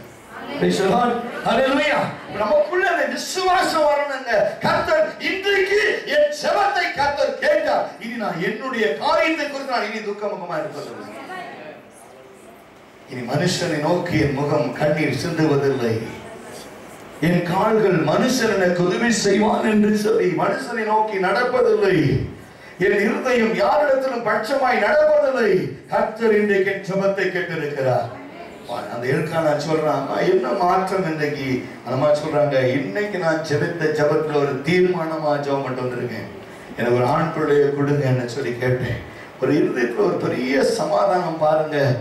நீ ஜெபம் பண்ணி முடிச்ச உடனே அப்படியே ஒரு என்ன சொல்றது, எப்படி நான் ஜெபித்தேனே தெரியல, அப்படியே விழுந்து என்னை அறியாமையே இருதயத்தை தண்ணீரை போல அவருடைய சமூகத்தில் ஊற்றி ஜெபித்த பிறகு என் இருதயத்துல ஒரு பெரிய நம்பிக்கை, ஒரு பெரிய சமாதானம், ஒரு பெரிய தேவ இரக்கம், ஒரு தேவ வழி நடத்துதலை நான் உணர்ந்தவனாய் நான் திரும்ப வந்திருக்கிறேன் என்று சொல்லி சொல்றேன். இனிமேல் நான் உங்ககிட்ட அப்படி நடந்துக்க மாட்டேன்.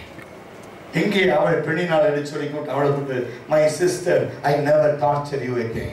Where is my children? Come with me. I will take care of you என்று சொல்லி அவள் பேசுகிற பொழுது அந்த மாற்றத்தை கர்த்தர் கண்டு அவளுக்கு அற்புதங்களை செய்தார். Praise the Lord. First of all, you should have the confidence in God. உனக்கு தேவன் மேல் நம்பிக்கை வரணும். உன்னுடைய பிள்ளைகள் வாழ்க்கை கர்த்தர் சரிப்படுத்தி விட்டார். என் பிள்ளைகளை கர்த்தர் மாற்றி இருக்கிறார். என் எதிர்பார்ப்புகளை கர்த்தர் நிறைவேற்றிருக்கிறார். என் எண்ணங்களை கர்த்தர் கேட்டிருக்கிறார். என்னுடைய வாஞ்சை, என் விருப்பம், என் நம்பிக்கை, என் வழிகள் எல்லாம் கர்த்தருக்கு பிரியமும் சொந்தமா இருக்கிறபடினாலே இனி நான் அலைந்து திரிகிறவனாய் அல்ல. என் வாழ்க்கையில ஒரு பெரிய நம்பிக்கை, ஒரு பெரிய மாற்றம், ஒரு பெரிய திட்டம், ஒரு பெரிய சீர்படுத்துதல் என் வாழ்க்கையில எனக்கு தேவன் செய்து விட்டார். இனி நான் துக்கமுகமாக இருப்பதில்லை. அந்த காரியத்தை நாம் இங்க பார்க்கிறோம். சரிங்களா? அடுத்த காரியம் பாருங்க, ரிசல்ட் இன் ஆக்ஷன். முதல்ல என்ன கிடைக்கும் போது சேவிங் ஃபெய்த். அடுத்தது முதல்ல சொன்னேன் பிலீவிங் a true statement. என்னைக்குமே நீங்க எதை நம்பணும்? யார் சொன்னாலும் காதை கொடுக்க கூடாது. praise the Lord. You believe the true statement. அந்த true statement கொடுக்கிறது யார்? எனக்கு தெரிஞ்ச உலகத்துல தேவன். praise the Lord. மனுஷங்க எப்போதுமே ட்ரூ ஸ்டேட்மெண்ட் கொடுக்க மாட்டாங்க, பட்சமா பேசுவாங்க. உங்களை பார்த்து சொல்லுவாங்க, சிஸ்டர் நீங்க ரொம்ப அழகா இருக்கீங்க. இது ட்ரூ ஸ்டேட்மெண்டா? நீங்க நினைச்சீங்க, ஐயோ வெக்கமா இருக்கு சிஸ்டர். அடுத்து கேட்பாங்க, ஒரு 500 ரூபா இருக்குமா? சொல்லுங்க, அது ட்ரூ ஸ்டேட்மெண்டா? அது சொல்லுங்க. என்னைக்கு நாம இன்னைக்கு அந்த புடவை அவ்வளவு அழகா இருக்கும் சொல்லுவாங்க. கல்யாணத்து அப்ப வாங்கி கொடுத்தது வீட்டுக்காரு, 32 வருஷம் ஆச்சு, நல்லா உதவி ட்ரைக்ளீனில் போட்டு கட்டு வந்துருக்கு. இதை போய் நல்லா இருக்கு. இல்லை சிஸ்டர் உங்களுக்கு ரொம்ப அழகா, அன்னைக்கு கூட அப்படி இல்லை, நீங்க இன்னைக்கு ரொம்ப அழகா இருக்கீங்க. எப்படி இருக்கும்? அந்த அம்மா சிரிச்சுக்கிட்டே என்ன செய்யும்? இந்த ஹேண்ட்பேக்கை பிடிங்க, நான் சரி பண்ணிக்கிறேன்னா அந்த ஹேண்ட்பேக்கோட போயிடுவாங்க. சரிதானே? இது ட்ரூ ஸ்டேட்மெண்ட்டா? பொதுவாகவே என்னை யாராவது அப்ரிசியேட் பண்ண பிடிக்காது. ஒன்று நல்ல அவங்க தள்ளி தான். நீ மெசேஜ் ரொம்ப நல்லா இருந்துச்சு பாஸ்டர்னா எனக்கு யாரை இடிக்கிற மாதிரி இருக்கும். நீங்க பேசுற ஆவியனை பேசினார் நான் ஒத்துக்குவேன். கர்த்தர் உங்களை மறைச்சு பேசினாரு நீங்க இல்லை அப்படின்னா ஒத்துக்குவேன். உங்க மெசேஜ் ரொம்ப நல்லா இருந்துச்சுன்னா கொஞ்சம் ஜாக்கிரதையா இருப்பேன். ரெண்டாவது, என்னை புகழுகிறவங்கள நான் ஒரு நாளும் நேசிக்க மாட்டேன். அது புரிஞ்சுக்கிட்டேன். ஏன் அவன் நல்ல நண்பரா இருக்க முடியும். குறைகளை சொல்றவன் தான் உண்மை நண்பர். உண்மையான நண்பர் வந்து குறையை சொல்றவன் தான். This message you enter into the wrong direction, brother. This I never liked it. You make please corrected it. அப்படிங்கறத நான் சொல்லுவேன். நண்பர்கள் வந்து உண்மையை சொல்லுவாங்க, சத்துருக்கள் தான் புகழுவாங்க. புரிஞ்சுக்கங்க. All the time the enemies appreciate your life because they try to see you falling. நீ கீழே விழுகிறதை அவங்க பார்த்துட்டு இருப்பாங்க. நீ சொல்லி பாருங்க, உங்க வீட்டுக்கு பக்கத்து வீட்டுக்கும் ஒருத்தருக்குள்ள நல்ல அண்டர்ஸ்டாண்டிங் சரி இல்லைன்னு வச்சுங்க, நீங்க மோட்டார் சைக்கிளை ஸ்டார்ட் பண்ணி உட்காந்துட்டு சார் நான் 2 கையும் விட்டுட்டு ஓட்டினா எப்படி சார் இருக்கும்? ஐயோ சூப்பரா இருக்கும், நான் ஒழுங்கா அவன் சந்தோஷம். என் அறிவு இருக்கா? எதுக்கு 2 ஹேண்டில் பேர் கொடுத்துருக்கான்? பிடிச்சிட்டு ஓட்டதானே, அதை விட்டுட்டு ஓட்டினா நீ லூஸா நீ? அப்போ என்ன பண்ணணும், பைக்காரன் கொடுக்கும்போதே வண்டியை ரிலீஸ் பண்ணும் போது 2 ஹேண்டில் எடுத்துட்டு கொடுத்துரு, நீ கையை விட்டுட்டே ஓட்டுறான்னு. அவன் 2 ஹேண்டில் கொடுத்து பிடிச்சிட்டு ஓட்டுனா ஒன்று எக்ஸிலேட்டரும் ஒன்று கிளச்சும் கொடுத்து ஓட்டுறான்னா 2 கையை விட்டுட்டு போகும்போது பக்கத்தில் போகும்போது என்ன சொல்லுவான்? ஓ வண்டர்ஃபுல், அந்த மாதிரி இந்த மாதிரி இருக்கீங்க நீங்க, வேற யாராவது சொல்லி சரிதானே? அடுத்து டொம்முன்னு சத்தம் கேட்கும், பார்த்தா பைக்கு மேலேயும் ஒரு கீழே இருந்தாங்க. நினைச்சேன் எனக்கு வந்து நான் பழைய பைக்கை 12 வருஷமா ஓட்டிக்கிட்டு இருக்கேன், இவன் நேற்று ஒரு புதிய பைக்கை வாங்கி ஓட்டிட்டு வரான். நினைச்ச மாதிரியே நடந்துச்சு. அது அப்ரிசியேஷனா சொல்லுங்க பாருங்க. உங்க வாழ்க்கையில யாராவது உங்களை வந்து நல்லா உயர்த்தி பேசணும்னா கொஞ்சம் ஜாக்கிரதையா இருங்கன்னு நான் சொல்ல, பைபிள் சொல்ல. மனுஷனுடைய வீணான புகழ்ச்சி துன்மார்க்கத்தையும் சத்துருக்குடைய கிரியைகளும் வெளிப்படுத்தும். அதனால நீங்க அது மேல பிரியப்படாதீங்க. Don't ever the people should appreciate your life. பின்னால உனக்கு கண்ணி வைக்கிறான்னு அர்த்தம், பெரிய குழியா தோன்றான்னு அர்த்தம்.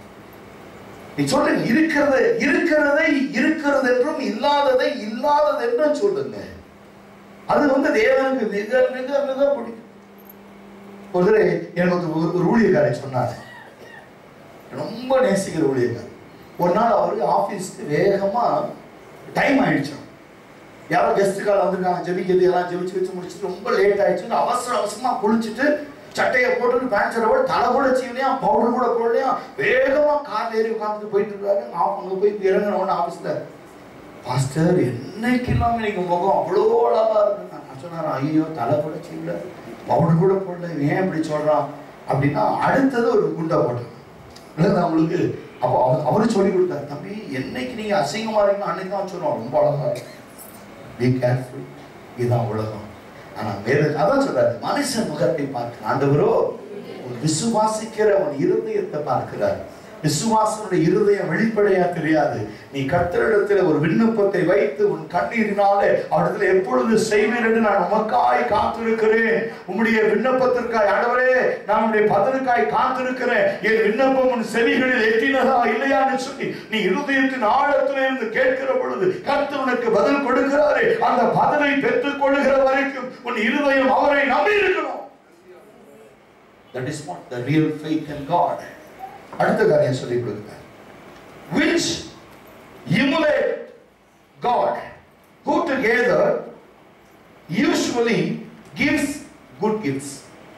இது நல்ல வரங்களை உனக்கு சம்பாதித்து கொடுக்கும். இது வாசித்து பாருங்க, ஜேம்ஸ் 1:5, ஜேம்ஸ் 1:17 and 4:6. 3 வசனம் எழுதி கொள்ளுங்க, 4-6 எடுத்து வாசிங்க. 4ஆம் அதிகாரம் 6வது வசனம். அவர் அதிகமான கிருபையை அளிக்கிறாரே, ஆதலால் எதிர்த்து நிற்கிறார், கிருபை அளிக்கிறார் என்று சொல்லி இருக்கிறது. என்ன சொல்றாங்க, இந்த பெருமை எங்கிருந்து வருகிறது அப்படிங்கும் போது, drawing close to God, seek God's favor. நீங்க ஜனங்கள்ட்ட தேவன்ட்ட வந்து ஒரு நன்மை எதிர்பார்த்திருக்கீங்களா? இல்ல இந்த நன்மையை ஊழியக்காரர் மூலமா நடக்கும் நம்பி இருக்கீங்களா? Seek God's favor or God's servant's favor. புரியுதா? அங்கேயும் விளங்கிடும் உங்களுக்கு, அந்த உண்மைத்துவம் விளங்கிடும். நம்ம யாருடைய முகத்துல நன்மை கிடைக்கும்னு காத்துக்கிட்டு இருக்கோம்? தேவனிடத்துல. என்ன சொல்றாங்க, பல நேரங்களில் ஆலோசனை சொல்லுது, but he gives us even more grace to stand against such evil desire. As the scripture says, good opposes the proud but favors the humble. பெருமை உள்ளவர்களுக்கு எதிர்த்து நிற்கிறார், தாழ்மை உள்ளவர்களுக்கோ கிருபை அளிக்கிறார் என்று எழுதி இருக்கிறது. அடுத்த காரியத்துல போயிடுவோம். Faith and good deeds are inseparable. As with Abraham, good deeds show that a person has complete faith and his righteousness before the Lord. இல்லையா? முதல்ல காரியம் பார்க்கும் பொழுது நம்முடைய நல்ல கிரியைகளை தேவன் எதிர்பார்க்கிறார். முதல் காரியம். இப்ப நீ உங்களுக்கு இப்ப தேவன் பதில் கொடுக்க போறார். இப்ப பதில் கொடுக்கிற நேரம், சரியா? கேட்கிற ஒவ்வொருவருக்குள்ளும் பதில் கொடுக்கிற நேரம். என்ன எதிர்பார்க்கிறவங்க கிட்ட கர்த்தர் என்ன எதிர்பார்க்கிறாரா? முதல்ல, person has complete faith. முழு விசுவாசம் உங்களுக்கு இருக்கா? இப்போ தேவன் மேல முழு விசுவாசம் இருக்கா? அது தேவை. இப்போ அடுத்த சொல்றாரு, and his righteousness before the Lord. Righteousness before the Lord. நல்ல விசுவாசமும், இல்லையா? நல்ல விசுவாசம், complete faith in God, and also righteousness before the Lord. முழு விசுவாசமும், அடுத்தது முழுமையான நீதியும் இருந்தா இப்ப நீ கேட்ட உடனே பதில் கொடுக்க. நீ அநேகருக்கு சந்தேகம், நானும் ஒரு காரியத்தை 3 மாசமா கேட்டுக்கிட்டு இருக்க, ஆண்டவர் கொடுக்கலையே அப்படிங்கும் போது முதல் காரியம் சொல்றார், you need a complete faith in God. தம்மை நம்புகிறவருக்கு பலன் அளிக்கிறார் என்று நீ நம்பணும், முழுசா முழுசா நம்பணும் அவரை. ரெண்டாவது சொல்றாரு, be righteousness before the Lord. தேவனுக்கு முன்பு நீதி உள்ளவர்களாய் நடந்து கொள்ளுங்கள். be righteous before the Lord. மனுஷனுக்கு முன்பாக அல்ல, மனுஷன் முன்பாக அல்ல. ஒரு பைபிளை கையில தூக்குறோம் அப்படின்னா ஜனங்க முன்னால இல்லை, ஜனங்க பார்க்கறாங்கன்னு இல்லை. அது நீ ஜனங்க இல்லாத பொழுது, வேத சொல், நான் சமீபமா இருக்கும் போது மாத்திரமல்ல, நான் தூரமா இருக்கும் பொழுது எனக்கு பயப்படுங்க. மனுஷர் காணும்படியா அவன் கிரியைகளை வெளிப்படுத்தாத, உன் இருதய அந்தரங்கத்திலே பிதா காணும்படியா நீ ஜெபி. இதாயிடுச்சா? அடுத்த காரியம் சொல்றாரு, our Lord taught. Matthew 5:16. சீக்கிரம் எழுதி கொள்ளுங்க, இந்த சப்ஜெக்ட் முடிக்கலாம். And I don't want to continue again.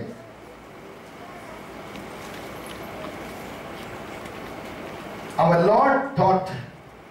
Matthew 5:16. சீக்கிரம் எடுத்து வாசிங்க. மத்தேயு 5:16. இவ்விதமாய்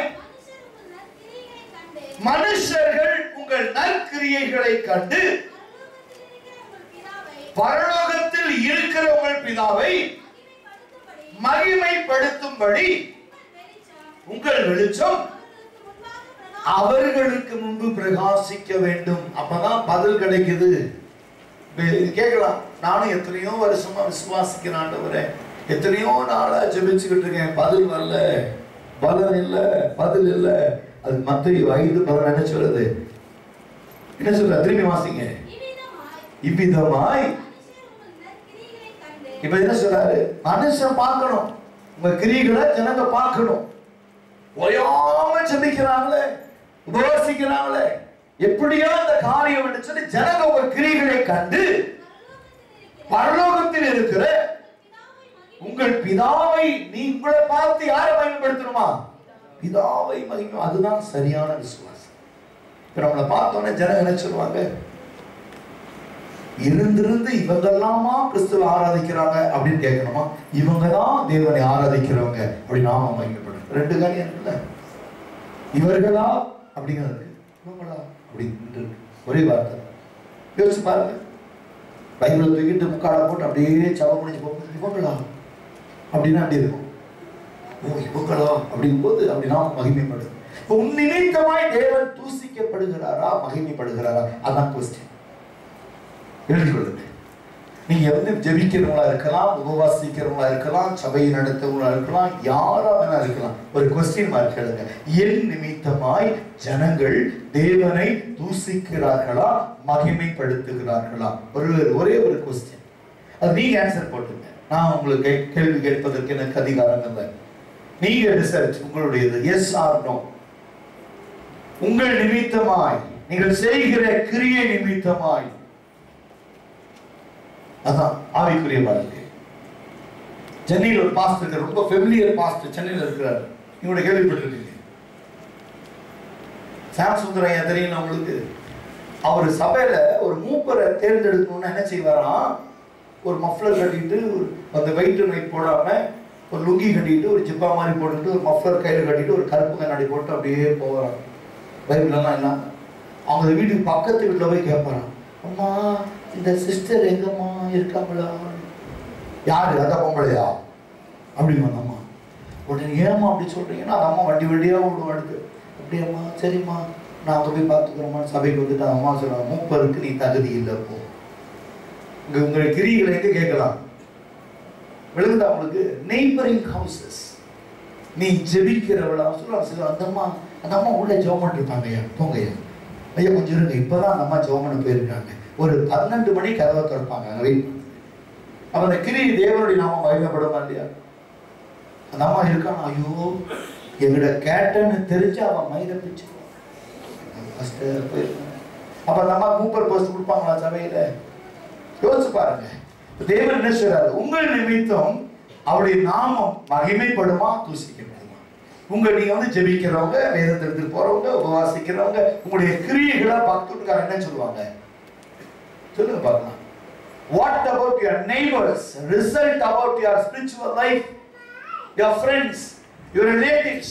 என்ன சொல்லுவாங்க உங்களுடைய ஜெப வாழ்க்கை குறித்து, உங்களுடைய பரிசுத்தத்தை குறித்து, அபிஷேகத்தை குறித்து, கர்த்தருடைய சபையில இருக்கிறதை குறித்து, உங்களை குறித்து என்ன சொல்லுவாங்க neighbours? That is very very important. One. ரெண்டாவது சொல்றேன். And modeled faith that does good deeds. Modeled faith. உங்களுடைய விசுவாசம் ஒரு மாதிரியாய், முன்மாதிரியா இருக்குமா? நீங்க எப்படி எந்த ஒரு காரியம் ஜனங்க வந்து உங்களோட சொல்ல ஆரம்பிச்சிருவாங்க, சிஸ்டர் எனக்கு ஒரு பிரச்சனை, நீங்க ஜெபம் பண்ணுவீங்களா எனக்காக? என்னங்க என்கிட்ட சொல்றீங்க? இப்படி பாஸ்டர்கிட்ட சொல்லுங்க. இல்ல பாஸ்டர்கிட்ட சொல்லிட்டேன், உங்ககிட்டயும் சொல்லணும்னு எனக்கு ஏறுதல் இருந்துச்சு. ஏன்னா நீங்க அதிகமாய் ஜெபித்து பலனை பெற்றுக் கொள்ளுகிறவர்கள் என்று என் இருதயத்துல நான் உணர்றேன். இது என்ன சொல்றது? Model faith. இது என்னது? Model faith. நீங்க ஜெபிக்க கொஞ்சம் கற்றுக் கொடுங்களேன், ஒரு உபவாசிக்க கற்றுக் கொடுங்களேன், ஒரு வேதம் வாசிக்க கற்றுக் கொடுங்களேன். உங்ககிட்ட கேட்கணும்னு எனக்கு ஒரு ஏவுதல் இருக்கின்றது. கேட்பாங்க, நீங்க யாரு, எங்கிருந்து வரீங்க, எதுக்காக என்ன கூப்பிட்டு கேட்கறீங்க? இல்ல உங்க முகத்துல ஒரு விசுவாசம், ஒரு மாடல் தெரியுது, எனக்கு உங்களோட பேசணும்னு ஒரு ஏவுதல் தெரியுது. That is what the real calling of God. You want the reference for that? You want reference for that? Paul also affirmed the need of good deeds. Romans 2:6 ல இருக்கு. எழுதிட்டீங்களா? என்ன நேரம் இல்ல. ரோமர் 2ஆம் அதிகாரம் 6ஆம் வசனம், கலாத்தியர் 6ஆம் அதிகாரம் 5 முதல் 10, Galatians 6:5-10, Ephesians 2:10, Philippians 2:13-12-13, and 1 Thessalonians chapter 1 verses 3. திரும்பி தமிழ்ல சொல்றேன்.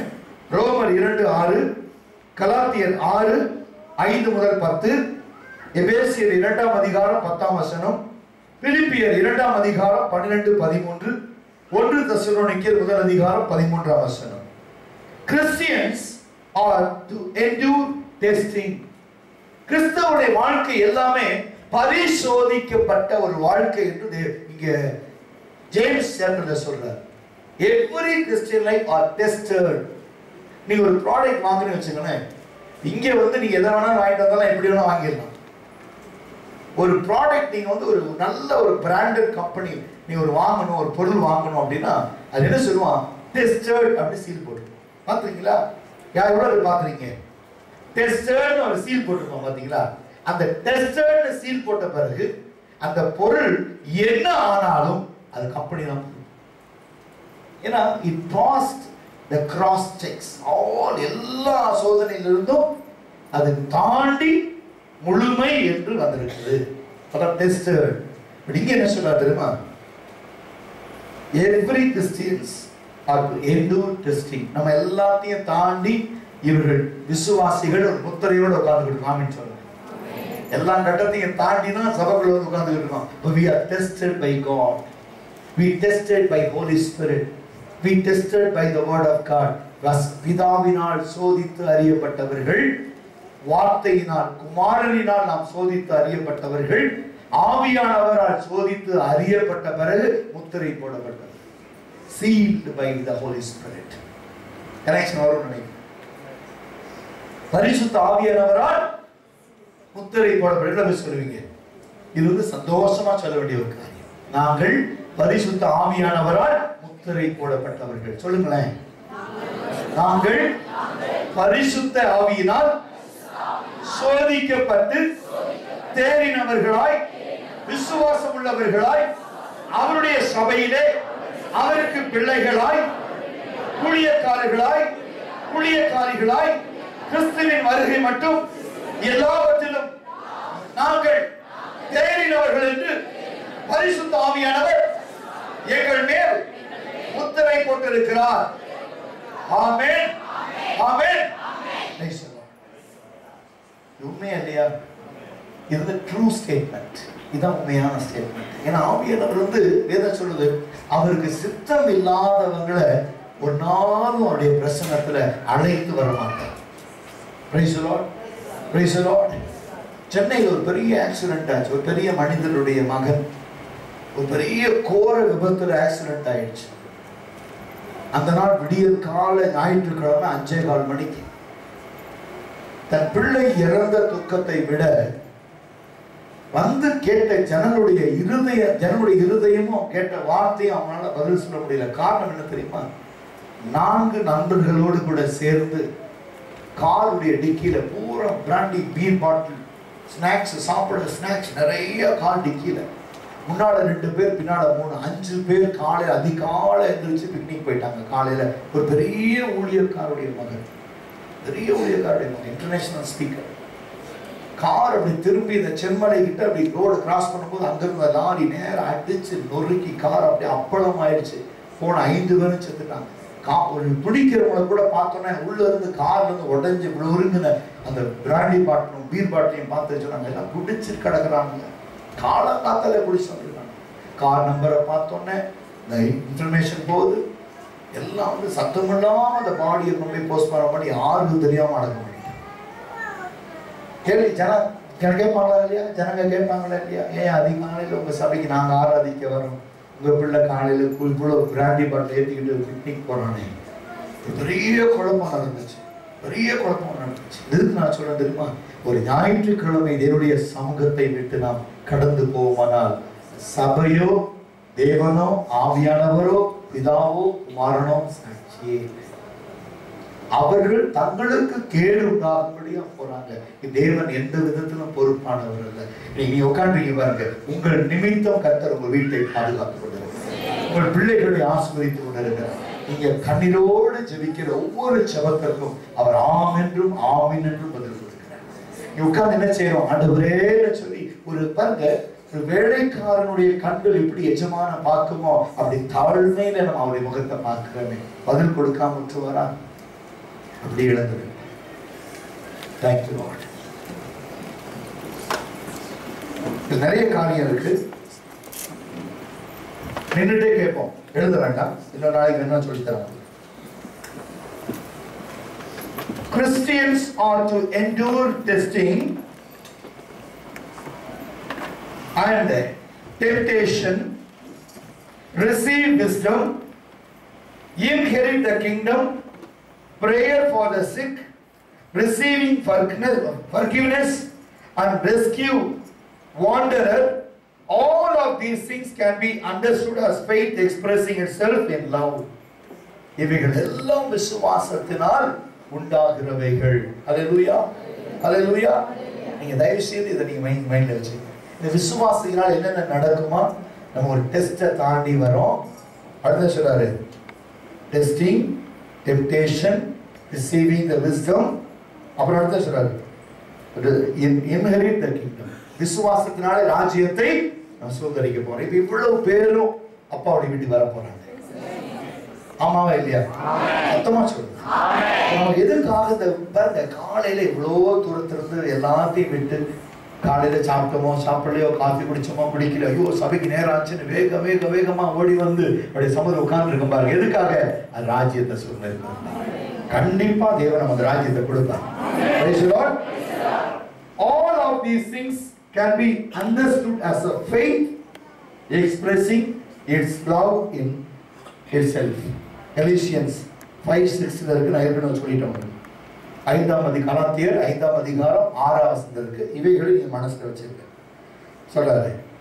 உங்களுடைய கண்களை என்ன செய்யணும்? ஆவியானவர் சொல்றாரு, உன் கண்களை ஏறெடுத்து பார். உன் கண்களை ஏறெடுத்து பார். அதாவது உடைய விசுவாச கண்களை ஏறெடுத்து பார். இதுவரைக்கும் உனக்கு புலப்படாத ரகசியங்கள், உன் கண்களுக்கு தெரியாத வல்லமைகள், ஆவியானவரை போல வெளிப்படுத்த சித்தமாக இருக்கிறார். ஹல்லேலூயா. Thank you Lord. உடைய கண்களை எடுத்து பார்ப்பார்களே, உடைய கண்களை எடுத்து பார்ப்பார்கள். Thank you Lord. Hallelujah. Hallelujah. Praise the Lord. You can see the good result. ஆவி தந்தா, தூய ஆவி தந்தா, ஆவி தந்தா, தூய ஆவி தந்தா, வல்லமை அன்பும் ஞானம் கொண்ட பரிசுத்த ஆவி தந்தா, வல்லமை அன்பு ஞானம் கொண்ட பரிசுத்த ஆவி தந்தா, என்னை தேடி இயேசு வந்தார், என்னை வாழ்வை மாற்றி விட்டார், என்னை தேடி இயேசு வந்தார், என்னை வாழ்வை மாற்றி விட்டார். அல்லேலூயா நான் பாடுவேன்,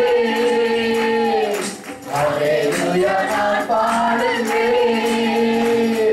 பாடி பாடி துதித்திடுவேன், நான் ஆடி பாடி துதித்திடுவேன். என்னை தேடி இயேசு வந்தார், என்னை வாழ்வை மாற்றி விட்டார், என்னை தேடி இயேசு வந்தார், என்னை வாழ்வை மாற்றி விட்டார். மகனானே, நான் மகனானே, மகனானே, நான் மகனானே, அப்பா பிதாவே என்றழைக்கும் உரிமையை எனக்கு தந்தார். அப்பா பிதாவே என்றழைக்கும் உரிமையை எனக்கு தந்தார். என்னை தேடி இயேசு வந்தார், என்னை வாழ்வை மாற்றி விட்டார், என்னை தேடி இயேசு வந்தார், என்னை வாழ்வை மாற்றி விட்டார். அல்லேலூயா நான் பாடுவேன், அல்லேலூயா நான் பாடுவேன், பாடி பாடி மகிழ்ந்திடுவேன், ஆடி பாடி துதித்திடுவேன். என்னை தேடி இயேசு வந்தார், என்னை வாழ்வை மாற்றி விட்டார், என்னை தேடி இயேசு வந்தார், என்னை வாழ்வை மாற்றி விட்டார். என்னை தேடி இயேசு வந்தார், என்னை வாழ்வை மாற்றி விட்டார். அல்லேலூயா நான் பாடுவேன், அல்லேலூயா நான் பாடுவேன், ஆடி பாடி மகிழ்ந்திடுவேன், நான் ஆடி பாடி துதித்திடுவேன். ஆவியானவரே, கிரியை இல்லாத விசுவாசம் செத்ததாய் இருக்கும். ஆமாண்டவரே, நாங்கள் விசுவாசிக்கிறவர்களாகவும் அந்த விசுவாசத்தின்படி கிரியை செய்கிறவர்களாகவும் இந்த நாளிலே எங்களுக்கு கற்றுக் கொடுத்தீர். உம்மிடத்தில் கீழ்ப்படியவும் அந்த கீழ்ப்படிதலை நிறைவேற்றுகிறவர்களாகவும் நாங்கள் எப்பொழுதும் உமக்கு பிள்ளைகளாய் இருக்க கிருபையும் இரக்கமும் அனுக்கிரகமும் செய்தருளும். இயேசு கிறிஸ்துவின் விலையேறப்பட்ட நாமத்தில் ஜெபிக்கிறோம். ஜெபம் கேளும் ஜீவனுள்ள நல்ல பிதாவே. ஆமென். God bless you. Praise God.